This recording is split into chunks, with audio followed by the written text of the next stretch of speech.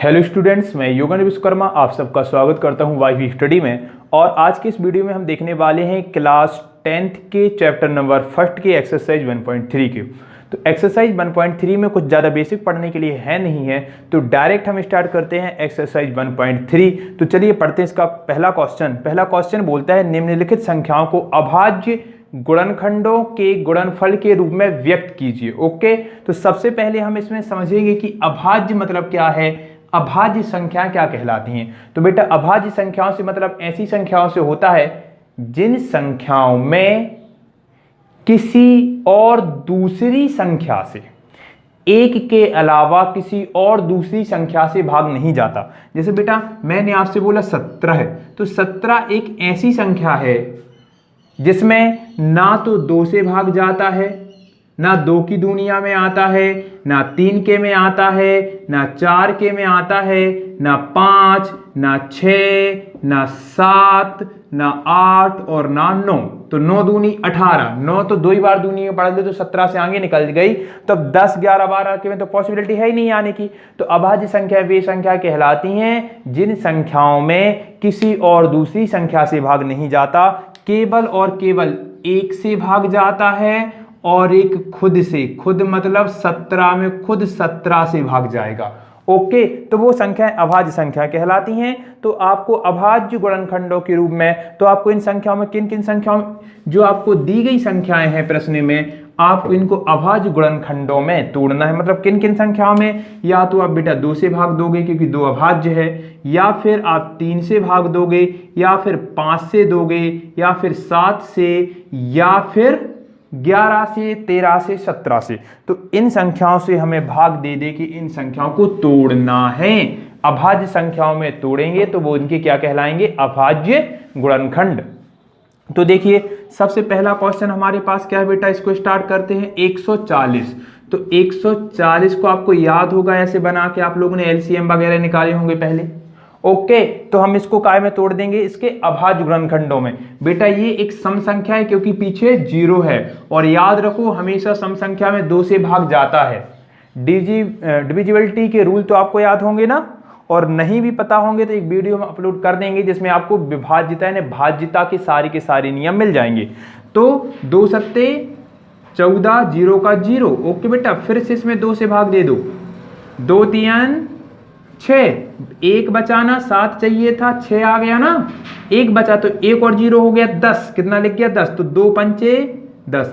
अब एक बेटा विषम संख्या बन गई। इस संख्या में 2 से भाग जाता नहीं है, विषम संख्या में 3 से जाएगा क्या। 3 से कैसे चेक करते हैं बेटा, गौर से यहीं पे सुन लो। इस संख्या के अंकों को जोड़ो, अगर उसमें 3 से भाग चला गया अंकों के जोड़ में, तो उस संख्या में भी 3 से भाग चला जाएगा। 5 और 3 8, गया भाग क्या 3 से, नहीं, 3 की दुनिया में तो 8 नहीं आता, तो इसमें 3 से भाग नहीं जाएगा। तो पहले 2 से चेक करना, 2 से बंद हो गया था बेटा क्योंकि विषम संख्या थी, फिर 3 से भी नहीं जा रहा, अब 5 से चेक करेंगे। तो 5 का नियम क्या है, अगर संख्या के इकाई के स्थान पर जो अंक आया है, यानी संख्या का जो लास्ट वाला अंक है वो या 0 हो या फिर इसे बोलते बेटा इकाई का अंक। ओके, अगर यहाँ पे 0 आ जाए या फिर 5 आ जाए, ओके, दोनों में से कुछ भी, चाहे 0 चाहे 5, तो वो 5 से विभाजित हो जाती है। मतलब ये 5 से विभाजित हो जाएगी, 5 सत्ते 35 और 7 एक अभाज्य संख्या, तो उसमें केवल 7 से भाग जाएगा, ये आ गया। ओके, तो अब कभी कभी बच्चे इन अंकों को कॉमा के रूप में लिख के आते हैं और एक 2 नंबर का सवाल आता है, वहां पे 1 नंबर मिलता है। ऐसा क्यों होता है बेटा, उन्होंने क्या बोला, अभाज्य संख्याओं के गुणनफल के रूप में व्यक्त कीजिए। तो कैसे गुणनफल के रूप में व्यक्त किया जाता है, हम यहाँ पे बेटा सबसे पहले 140 लिखेंगे, बराबर का चिन्ह लगाएंगे और इसको गुणा में लिखेंगे सबको, 2 गुणित 2 गुणित 5 गुणित 7। तो देखो बेटा ये अभाज्य गुणनखंड है इसके, और गुणनफल के रूप में लिख गए, इनको गुणा करोगे तो इतना ही मिलेगा। तो ये था आपके सवाल का आंसर। तो इस प्रकार आपका पहला सवाल क्या हो गया, सॉल्व हो गया। बहुत आसान है, अगर आपसे गुणनखंड निकालते आता है तो इन सवालों को आप चुटकियों में सॉल्व कर सकते हैं। देखो बेटा आप सेकंड सम देखते हैं, इसको आप नोट कर लीजिए जिन बच्चों को नोट करना है। ओके, सेकंड सम हमारा क्या बेटा 156, 156। देखिए जरा बेटा 156 को करके, 156। अब आप लोग जल्दी से बताइए क्या इसमें 2 से भाग जाएगा बेटा, बिल्कुल जाएगा।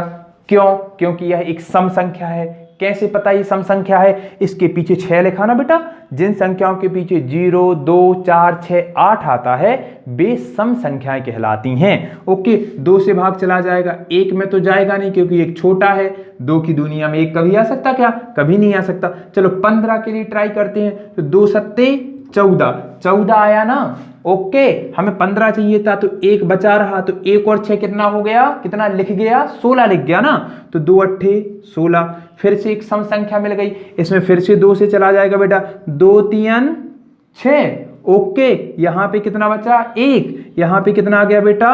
2 9 18। अब इसमें 2 से तो जाएगा नहीं, क्या 3 से जाएगा? कैसे चेक करते? 3 में संख्या के अंकों को जोड़ा जाता है। 9 और 3 12, 12 में 3 का जाता है, 3 चौके 12, तो इसमें भी 3 का जाएगा। 3 से देखो, 3 एकम 3, 3 तिरका 9, और 13 एक कौन सी संख्या बेटा? अभाज्य संख्या, तो इसमें कितने से जाएगा भाग? 13 से ही जाएगा। कितने बार जाएगा? 13 एकम 13। चलो गुणनफल के अभाज्य गुणनखंडों को गुणनफल के रूप में कैसे लिखते हैं? 156 is equal to 2 into 2 into 3 into 13। ये हो गया आपका आंसर 156। इसके बाद हम करेंगे 7429। चलो इसको करते हैं। ओके, बाकी आप लोगों से आराम से बन जाएंगे।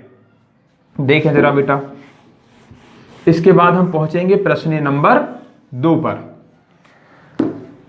इसमें से आपको करना चाहिए यही देख लें, 3825। सबसे पहले 2 के लिए चेक करेंगे, विषम संख्या नहीं जाएगी। कैसे पता विषम संख्या है? एक एक चीज बेसिक से बताते, बहुत गौर से सुनिएगा, क्योंकि यहाँ पे पीछे 5 लिखा, तो ये इकाई के स्थान पर जब 5 है तो 0 नहीं है, 2 नहीं है, 4 नहीं है, 6 नहीं है, 8 नहीं है। ओके, जब इकाई के स्थान पर 0, 2, 4, 6, 8 नहीं है तो वो कौन सी संख्या हो गई? विषम संख्या हो गई ना। जब विषम संख्या हो गई तो किससे भाग नहीं जाएगा? 2 से भाग नहीं जाएगा। ये अब हम क्या करेंगे? 3 से चेक करेंगे ना, संख्या के अंकों को जोड़ेंगे बेटा। 3, 8, 2, 5 अंक कहलाते। 3825 ये पूरी संख्या है, जोड़ दो। 5 और 2 10, सॉरी 5 और 2 7, 7 और 8 15, 15 और 3 18, मतलब 3 6 18, तो 3 से इसमें भी भाग चला जाएगा। 3 एकम 3, 3 दूनी 6, 8 चाहिए था, 2 बचा, 22 हो गया। 3 7 21, 1 बचा, 3 5 15। अब क्या फिर बेटा फिर से इसमें 3 से भाग चला जाएगा। देखो 7 और 5 12, 12 और 3 15, और 3 5 15, तो 3 से फिर चला जाएगा। 3 चौके 12, 3 दूनी 6, बचा 1, 3 5 15, इसमें चला जाएगा बेटा क्या 3 से भाग? देखो जरा, 4 और 2 6, 5 11, नहीं जाएगा ना। अब 3 के बाद कौन सी अभाज्य संख्या आती है? 5 से चेक करो, 5 से चला जाएगा। हाँ बिल्कुल, इकाई के स्थान का अंक बेटा 5 है, 0 और 5 हो तो 5 से चला जाता है। 5 अट्ठे 40, बचा कितना बेटा? 2, 5 25। ओके, अब फिर से 5 आ गया पीछे, तो 5 से चला बेटा। अगर एक बार 2 ने भाग जाने से मना कर दिया, फिर 2 से चेक नहीं करोगे, कभी नहीं जाएगा। फिर अगर 3 ने एक बार भी मना कर दिया तो ऐसा नहीं कि इसमें फिर से 3 से चेक करो कि 3 से तो नहीं जा रहा, 2 से तो नहीं जा रहा, एक बार मना हुआ उसके द्वारा, अब नहीं जाएगा। 5 तो 17 पौना 85, कैसे किया बेटा? 5 एकम 5, बचे 3, और 5 7 35, और 17 एक अभाज्य संख्या, तो 17 एकम 17। ओके, तो इसको अपन इसके अभाज्य गुणनखंडों के गुणनफल के रूप में कैसे लिखेंगे? 3825 इज इक्वल टू क्या जाएगा बेटा? 3 इंटू 3 इंटू 5 इंटू 5 इंटू 17। ये क्या होगा? हमारा आंसर होगा। ओके यस, अब हम चलते हैं प्रश्न क्रमांक 2 की ओर। देखिए स्टूडेंट्स, प्रश्न क्रमांक 2 क्या बोलता है? प्रश्न क्रमांक 2 है, पूर्णांकों के निम्नलिखित युग्मों के HCF तथा LCM ज्ञात कीजिए। HCF और LCM क्या कहलाते हैं इसके बारे में अपन बात कर चुके हैं, और स्पेशल HCF और LCM को लेकर मेरा एक और वीडियो है, ओके, जो कि आपको शॉर्ट मैथमेटिक ट्रिक्स प्लेलिस्ट में अवेलेबल है, मिल जाएगा, तो वहाँ पे जाके एक बार देख लीजिएगा। HCF तथा LCM ज्ञात कीजिए तथा इसकी जांच कीजिए कि 2 संख्याओं का गुणनफल बराबर HCF गुणित LCM। बेटा प्रश्न क्रमांक 2 और प्रश्न क्रमांक 3 बिल्कुल एक जैसे हैं, तो अपन इसी प्रश्न में दोनों को कवर कर लेंगे। ठीक है बेटा, सबसे पहले हमें क्या करना है? हमारा फर्स्ट जो सम है वो है 26 और 91 का आपको LCM और HCF निकालना है। सबसे पहले आपको जो 26 है बेटा, इसके अभाज्य गुणनखंड तोड़ने हैं। क्या तोड़ने हैं? अभाज्य गुणनखंड। तो एक सम संख्या है, 2 से भाग जाएगा, 2 एकम 2, 2 तियन 6, 13 एक अभाज्य तो खुद से विभाजित होगी, 13 एकम 13। ओके, इसके टूट गए। अब बेटा हमें 91 के तोड़ने हैं, 91 2 से डिवाइड नहीं होता, विषम है, 3 से डिवाइड नहीं होता क्योंकि 9 और 1 10 होता है, 5 से डिवाइड नहीं होता, 7 से डिवाइड होता है बेटा, 7 एकम 7 बचा 2, 7 तिया 21। ओके, 7 का 13 बार दुनिया पढ़ने से कितना मिलता है 91, और 13 एक अभाज्य संख्या तो 13 एकम 13। अब हमें क्या करना बेटा, इनके अभाज्य गुणनखंडों को लिख लेना है।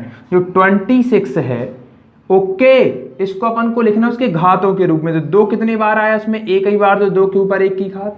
13 कितने बार आया बेटा, एक ही बार, तो 13 के ऊपर 1 ही घात। ओके, यहाँ पे 91, तो 91 में देखो बेटा 7 कितने बार आया, एक बार, तो 1 की घात। 13 भी कितने बार आया है, एक ही बार आया है, तो इसके ऊपर भी 1 की घात।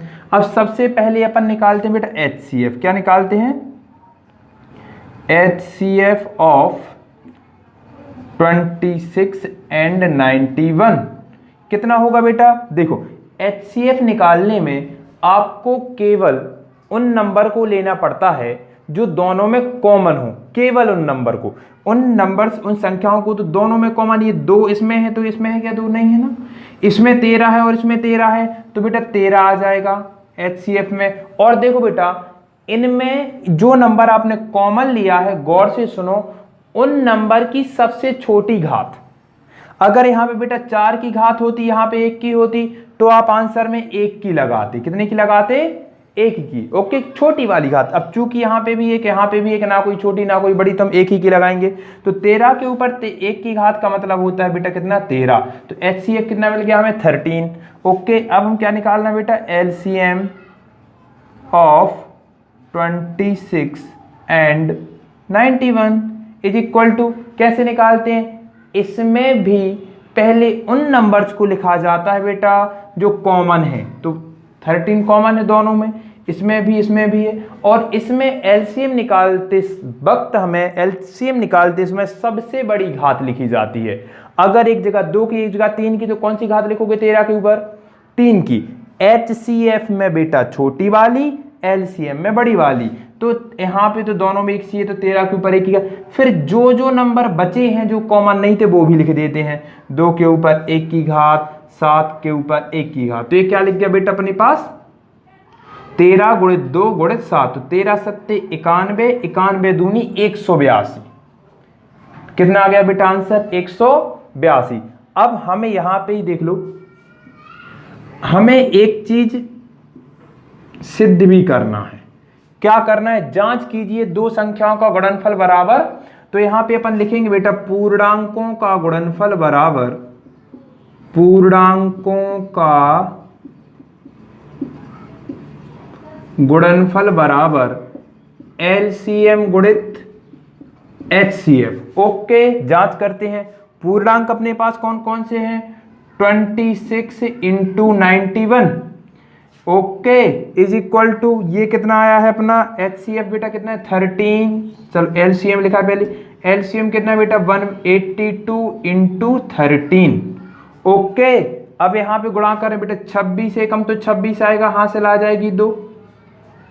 26 नंबर कितना होता बेटा, 26 का 10 बार पढ़ते हैं तो आता है 260। 260 में से 26 घटा दीजिए, ओके, तो 234 कितना बचेगा, 234 और 2 है हासिल की, तो 236। ओके, ये आ गया इतने, इसका गुणनफल। इसका भी देखें कितना, इतना ही आ रहा है, 13 दूनी 26 की 6, हासिल आया 2। 13 सत्ते 91, 13 अट्ठे 104, 104 और 2 106, हासिल आ गई बेटा कितना 10। 13 एकम 13, 13 और 10 23। देखो बेटा हो गई जांच। ओके, हो गया नहीं जांच, 2366 बराबर 2366। तो ये बेटा जांच भी कंप्लीट हुई। इस सवाल को आपको ऐसे करना है, सबसे पहले अभाज्य गुणनखंड निकालना है। अभाज्य गुणनखंड निकालने के बाद HCF के लिए क्या मेथड है, केवल वो नंबर लिखे जाते हैं जो दोनों में कॉमन है और उनकी छोटी घात ली जाती है। LCM की क्या मेथड बेटा, सबसे पहले उन नंबर को लिखा जाता है जो दोनों में कॉमन है ओके, और जो दोनों में कॉमन है के साथ साथ हमें उसकी बड़ी घात लेनी पड़ती है, और उसके बाद जो नंबर कॉमन नहीं थे उन सब नंबर को भी लिखा जाता है। सत्यता की जांच के लिए फॉर्मूला क्या है बेटा, पूर्णांक जो आपको दिए गए हैं 2 और 3 भी हो सकते हैं, पूर्णांकों का गुणनफल बराबर एलसीएम गुणित एचसीएफ, और अगर ये दोनों पक्ष बराबर आ गए तब आपका सवाल सही है, वरना आपसे कुछ मिस्टेक हो गई है। अब चलते हैं बेटा, इसी का प्रश्न क्रमांक देखते हैं अपन 2, ठीक है। और इसी प्रश्न 2 में, ये सवाल नंबर 2 देख रहे हैं प्रश्न 2 का, तो अपन इसके बाद क्या करते हैं, जो आपका प्रश्न 3 है वो भी सेम टू सेम इसी जैसा है, उसी को हम प्रश्न क्रमांक 2 के अंतर्गत ही करा देंगे, आप अपनी बुक से मिला लीजिएगा। ओके, यहां पे सवाल नंबर 2 है 510 और कितने का निकालना है अपन को, 92। देखें बेटा, सबसे पहले हम क्या करते हैं, 510 510 के अभाज्य गुणनखंड तोड़ देते हैं। सम संख्या है ना, पीछे 0 है, 2 से भाग जाएगा, 2 दूने 4, बचा कितना बेटा 1, 11 हो गया, 2 पंचे 10, 1 बचा, 2 पंचे 10। अब 2 से जाएगा नहीं क्योंकि ये विषम संख्या है, अब 3 से जाएगा। कैसे, 5 और 5 10 और 2 12 और 3 चौके 12, तो 3 से भाग चला जाएगा बेटा, 3 8 24, हां से लाई 1, 3 5 15, 8 5 13। अब नहीं जाएगा बेटा 3 से, अब कितने से जाएगा बेटा, 5 से जाएगा। कितनी बार में जाएगा, 17, क्योंकि 17 पौना 50 अपन एक बार भी करके देख चुके थे। 5 एकम 5, कितना बचेगा बेटा 3, 5 सत्ते 35, 17 एक अभाज्य संख्या है तो 17 एकम 17। अब यहाँ पे निकाल दो बेटा 92 के। ओके, 2 से भाग जाएगा ना, सम संख्या है, 2 चौका 8, हां से लाई 1, 2 छाऊ 12, फिर 2 से दे दो बेटा, कितना हो गया 23, फिर 2 से, फिर अब 23 ही से देना पड़ेगा क्योंकि 23 एक अभाज्य संख्या है तो आ गया 1।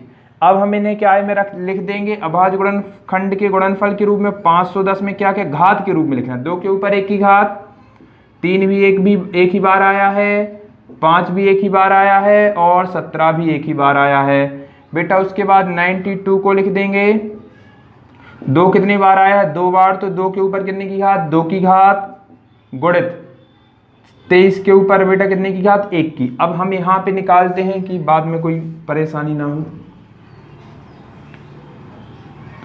यहां पे देखो बेटा, सबसे पहले निकालेंगे अपन HCF ऑफ 510 एंड 92। कितना होगा, HCF में क्या करते हैं, जो कॉमन है केवल उसी को लेते हैं, उसकी भी छोटी घात। तो देखो इन दोनों में क्या कॉमन है बताइए जल्दी से, यहाँ पे 2, यहाँ पे 2 है, चलो ये तो 2 कॉमन मिल गया, ये जो 2 है ये कॉमन है, इसमें यहाँ पे 1 की पावर, यहाँ पे 2 की पावर, यानी यहाँ पे 1 की घात, यहाँ पे 2 की घात, छोटी वाली घात लेते ना, तो कौन सी घात लेंगे, 2 के ऊपर 1 की। यहाँ पे 3 है, यहाँ पे नहीं, यहाँ पे 5, यहाँ पे नहीं, यहाँ पे 17 है, यहाँ पे नहीं है कुछ कॉमन, और कितना होगा 2। अब हम निकालेंगे बेटा एलसीएम ऑफ 510 एंड 92। ओके, सबसे पहले बेटा हम कॉमन ही देखते हैं, एलसीएम में भी सबसे पहले कॉमन वाले को ही लिखा जाता है, तो 2 कॉमन है। बट अब यहाँ पे चेंजेस क्या होंगे बेटा, यहाँ पे 2 की सबसे बड़ी पावर ली जाएगी, तो 2 की बड़ी पावर कितना है बेटा 2, तो यहाँ पे कितने की पावर आ जाएगी इसके ऊपर, 2 की पावर। ओके, एंड देन जितने भी फैक्टर्स बचे हैं, जितने भी अभाज्य गुणनखंड प्राइम फैक्टर्स बचे सबको लिख देंगे। तो क्या क्या बचा बेटा, यहाँ से लाइन से देखो, 3 के ऊपर 1 की पावर बची है, 5 के ऊपर 1 की पावर बची है, 17 के ऊपर 1 की पावर बची है, और 23 के ऊपर भी 1 की पावर बची है। ठीक है, तो इन सब को आप इनटू कर दोगे, ओके, बन जाएगा ना। तो यहां पे आपको जो भी आंसर आएगा, फिर आप क्या लिखेंगे, सत्यता की जांच कैसे करेंगे आप, सत्यता की जांच करने के लिए क्या करेंगे, पूर्णांकों का गुणनफल, पूर्णांक कौन कौन से हैं, 510 और 92, बराबर क्या होता है बेटा, एलसीएम, बोलो एलसीएम इंटू HCF। ओके, तो पूर्णांकों का गुणनफल 510 गुणित 92 करोगे, एलसीएम गुणित HCF करोगे, जो भी आपका निकलेगा आपका आंसर बिल्कुल सही आएगा। तो ये था प्रश्न क्रमांक 2 का सवाल नंबर 2। अब अपन चलते हैं प्रश्न 3 की ओर। तो प्रश्न 3 बोलता है, अभाज्य गुणनखंड विधि द्वारा निम्नलिखित पूर्णांकों के एलसीएम और एचसीएफ ज्ञात कीजिए। ओके, किस विधि द्वारा? अभाज्य गुणनखंड। तो बेटा जो अभी अपन कर रहे थे अभाज्य गुणनखंड विधि से ही कर रहे थे। तो question number second and question number third बिल्कुल सेम है। ओके, तो अब अपन क्या करेंगे, क्वेश्चन नंबर थर्ड को सॉल्व करेंगे। देखें जरा, क्वेश्चन नंबर जो थर्ड है, अभाज्य गुणनखंड विधि द्वारा निम्नलिखित पूर्णांकों के एलसीएम और एचसीएफ फाइंड करना। क्या फाइंड करना है? एलसीएम एंड एचसीएफ फाइंड करना है। ओके, फर्स्ट क्वेश्चन क्या बेटा हमारे पास?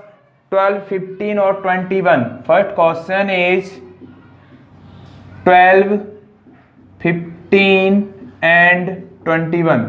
ओके, अब हम इसके प्राइम फैक्टर्स निकाल देते हैं। अभाज्य गुणनखंड विधि से इसके अभाज्य गुणनखंड निकाल देते हैं। 12, 2, यहाँ पे कितना आ जाएगा बेटा? 6, फिर 2 से दोगे फिर 3 आ जाएगा, फिर 3 से दोगे कितना आ जाएगा? 1 आ जाएगा। यहाँ पे बेटा 15 को तोड़ दो अभाज्य गुणनखंडों में। 3, 5 जा 15, 5 से फिर पढ़ेंगे, 5 एकम 5। ओके, 21 को तोड़ दो। 21 को 3, 7 जा 21, 7, 1 जा 7, ये निकल आया। अब हम इसका क्या निकालना है बेटा? सबसे पहले लिख देते हैं हम आराम से, आपको समझ में आ जाए। जो 12 है उसके क्या है? 2 raise to the power 2 into 3 raise to the power 1, ये है इसके प्राइम फैक्टर्स यानी अभाज्य गुणनखंड। ओके, 15 इज इक्वल टू क्या होगा बेटा? 3 raise to the power 1 and 5 raise to the power 1, एक ही एक बार आया है ना। और 21 इज इक्वल टू क्या होगा? 3 raise to the power 1 into 7 raise to the power 1। आसान है। ओके, अब क्या करना बेटा? अब यहाँ पे अच्छी गौर से देखो, हमें सबसे पहले हम क्या निकालते हैं बेटा? एचसीएफ। क्या निकालते हैं सबसे पहले हम? एचसीएफ। एचसीएफ में क्या करते? जो तीनों में कॉमन हो। ओके, अब देखो बेटा यहाँ पे 2 है, यहाँ पे नहीं, यहाँ पे नहीं है, तीनों में कॉमन कौन सा नंबर है? 3। यहाँ पे भी है, यहाँ पे भी है, यहाँ पे भी है। और सबसे छोटी पावर बेटा 3 नंबर है तो तीनों में कॉमन होना चाहिए। ऐसा नहीं कि कोई नंबर आपको 2 में कॉमन लिख दिया और आप उसको आंसर में लिख लेंगे, नहीं, ऐसा नहीं है। तो तीनों में कॉमन होना चाहिए, 3, 3 एंड 3। तो और सबसे छोटी पावर 1 ही है ना, क्योंकि सबकी 1 पावर है तो छोटी भी 1 ही होगी, बड़ी भी 1 ही होगी। आंसर क्या आ गया बेटा अपना? 3 आ गया। उसके बाद अपन देखते हैं एलसीएम। क्या देखते हैं बेटा? एलसीएम। एलसीएम में क्या करते हैं? सबसे पहले तो जो कॉमन है उनको लिखते हैं, उनकी सबसे बड़ी पावर तो इसमें 1 ही है, लिख देते हैं। और क्या करते हैं बेटा? जो बचा है यानी 2 रेज़ टू दी पावर 2 बचा है into 5 raise to the power 1 बचा है और 7 रेज़ टू दी पावर 1 बचा है। जितनी भी पावर्स बची हैं उन पावर्स को अदर नंबर को भी अपन लिख लेते हैं। देखें जरा, सॉल्व कर दो। 3 के ऊपर 1 की घात 3 ही आएगा, 2 दूनी 4 आ जाएगा, 5 ही आएगा, 7 ही आएगा। ओके, 5 चौके 20, 20 तिया 60 और 60 छाऊं 420, 7 छाऊं 42, 0 का 0। ये आ गया बेटा आपका आंसर, एलसीएम भी और एचसीएफ भी। इस तरीके से आप बड़ी ही आसानी से प्रश्न क्रमांक 3 को कर सकते हैं। अब बेटा जो प्रश्न क्रमांक 4 है वो इस प्रश्नावली का इंपॉर्टेंट प्रश्न है। तो चलिए चलते हैं प्रश्न क्रमांक 4 की। और जो भी प्रश्न जो हम छोड़ देते हैं, अगर आपसे घर से नहीं आते तो कमेंट बॉक्स में आप वो हमसे प्रश्न पूछ सकते हैं और हम आपके उत्तर देने की पूरी कोशिश जरूर करेंगे। अब चलते हैं प्रश्न क्रमांक 4 की ओर। चलिए अब हम देखते हैं क्वेश्चन नंबर 4। और क्वेश्चन नंबर 4 रहा आपके सामने। क्वेश्चन है 2 पूर्णांक 306 और 657 का जो एचसीएफ है वो 9 है। ओके, हमें एलसीएम बताना है 306 और 657 का।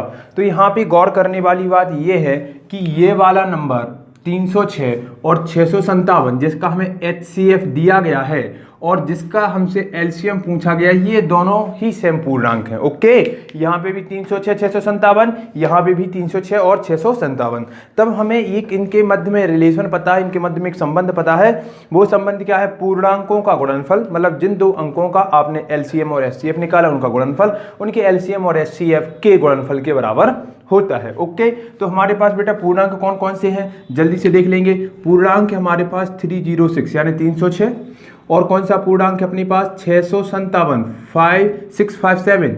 Okay, is equal to LCM तो बेटा हमें फाइंड ही करना है तो इसको एलसीएम ही लिखा रहने देंगे इनटू एचसीएफ हमारे पास कितना है बेटा? 9। ओके, अब हम ये क्या करने वाले हैं, ये जो 9 इस साइड है इनटू में इसका हम पक्षांतरण कर देंगे तो ये वहां से गुणांश से काय में आ जाएगा यहाँ पे भाग में 306 गुणित 657 बटे 9 बराबर यहाँ पे कितना एलसीएम। ओके, हमें एलसीएम ही फाइंड करना है। चलो कैंसिल हो रहा क्या ये 9 से, हाँ 6 और 3 9, ये 9 हो जाएगा कैंसिल। 9 तिया 27, 9 चौके 36। ओके, अब यहाँ पे अपन को एलसीएम अपना कितना मिल जाएगा, एलसीएम इज इक्वल टू होगा आपका 657 इंटू 34। इसको आप सॉल्व कर लेंगे तो आपको अपना आंसर मिल जाएगा। सॉल्व करके आप आंसर हमारे कमेंट बॉक्स में भी लिख के भेज दीजिएगा कि आपका आंसर सही आया कि नहीं। ओके, अब इसके बाद मिलते हैं नेक्स्ट वीडियो में। अगर आपको वीडियो पसंद आई हो तो वीडियो को लाइक कीजिए, कमेंट कीजिए वीडियो पर, और चैनल को सब्सक्राइब कीजिए और अपने दोस्तों के साथ इस वीडियो को शेयर कीजिए। मिलते हैं अब नेक्स्ट वीडियो में, तब तक के लिए जय हिंद, जय भारत माता।